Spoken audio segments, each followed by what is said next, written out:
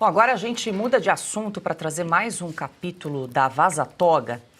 Um áudio revela como o juiz instrutor do ministro Alexandre de Moraes, o Ayrton Vieira, usou de manobras ilegais para obter relatórios sobre críticos da corte durante as eleições de 2022.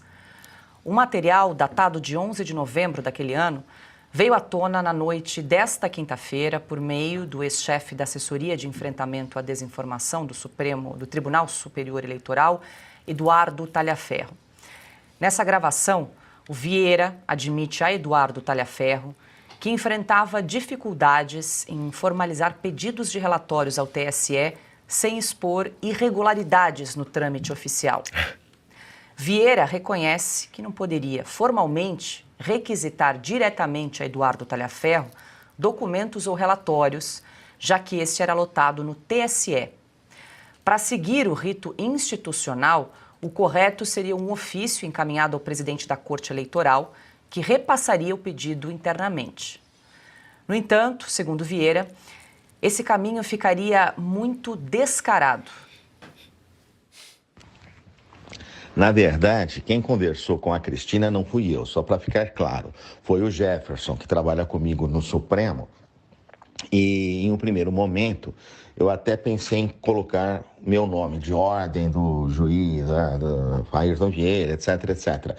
Mas pensando melhor, fica estranho, porque eu não tenho como mandar para você, que é lotado no TSE, um ofício, ou pedir alguma coisa, você me atender, sem mais nem menos. Eu teria que mandar um ofício para o presidente do TSE, pedindo para que ele passasse, depois repassasse essa ordem para você, para que você aí me atendesse, porque não, embora saibamos que entre nós as coisas são muito mais fáceis, né? Justamente porque temos um mínimo múltiplo comum na pessoa do ministro, mas eu não tenho como formalmente, se alguém for questionar, vai ficar uma coisa muito descarada, digamos assim, né? Falar, mas como? O juiz instrutor lá do Supremo manda para alguém lotado no TSE, e se alguém sem mais nem menos obedece, manda um relatório, entendeu? Ficaria chato. Daí nós termos evoluído no raciocínio e pensado que ficaria melhor um juiz do TSE, né, mandando para nós, que aí ninguém pode questionar nada.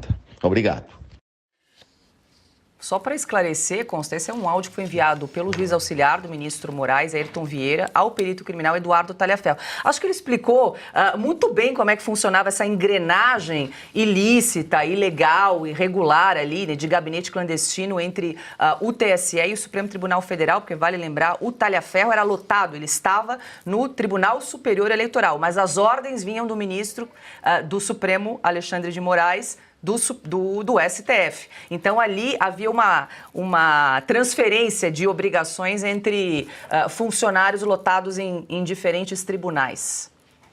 A explicação do juiz Ayrton Vieira é super didática, não tem como não entender, né? E remete a outros casos que a gente sabe já também, da Vaza Toga, né?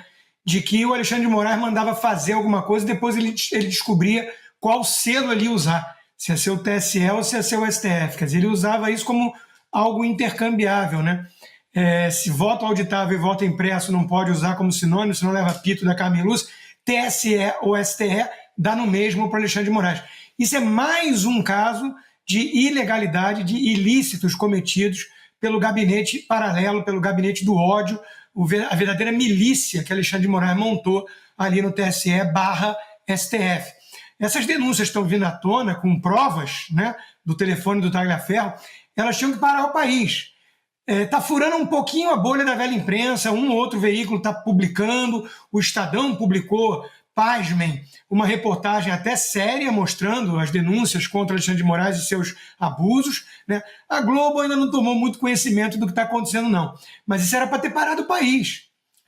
O caso envolvendo os empresários do grupo, do WhatsApp, que eu fazia parte, né, e que receberam Polícia Federal às 7 da manhã nas suas casas ou empresas, por nada, por uma coluna de fofoca do Guilherme Amado, que o Alexandre de Moraes usou como única evidência para mandar a Polícia Federal, e depois entrou numa máquina do tempo, retroagiu e disse que não era só aquilo, para criar embasamento falso para sua decisão. O mesmo Guilherme Amado, que levou uma reportagem sua também, entre aspas, levou à prisão do Felipe Martins, porque viajou para os Estados Unidos e escafedeu-se.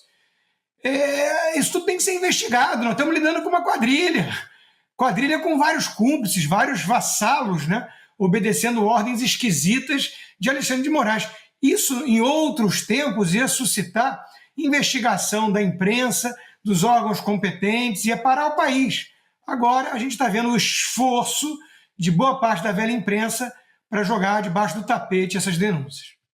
Pois é, esse áudio é escancarado, né? Porque ele está compartilhando com o Talhaferro. Olha, como é que eu vou te pedir para fazer um relatório sem mais nem menos? Vai ficar muito escancarado. Então ele estava ali combinando como dar o verniz de legalidade, Augusto. Basta, Paula, esse áudio, essa gravação, para afastar um juiz do cargo, para aposentar o juiz. Basta isso aí. Em vez deles dar aquelas... Isso não é igual aquelas bobagens que eles falam ou apresentam, fingindo que se trata de alguma prova nesse teatrão que eles montaram em Brasília aí para condenar o ex-presidente Bolsonaro. Isso é seríssimo e basta. Tá lá, o cara está confessando um crime.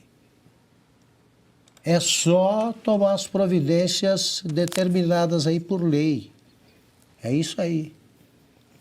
Diga, Piotr. Com relação ao doutor Ayrton, o CNJ não vai se manifestar, porque o ministro do Supremo não pode ser investigado pelo Conselho Nacional de Justiça, mas o doutor Ayrton pode.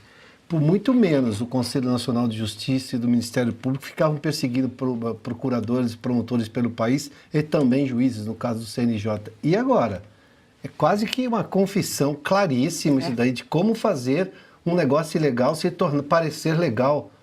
Veja só, e ele chama de o mínimo divisor comum. Temos entre nós o mínimo divisor comum, que seria o ministro Alexandre de Moraes na fala que ele tem com o Talhaferro. Agora, já que estamos falando de jornalistas aí estatizados, né, é bom lembrar que o Talhaferro ofereceu uma parte do material, que seria inédito também, à Veja, que não quis publicar, e eu falava... CNN também estava lá com material e não teve coragem de publicar.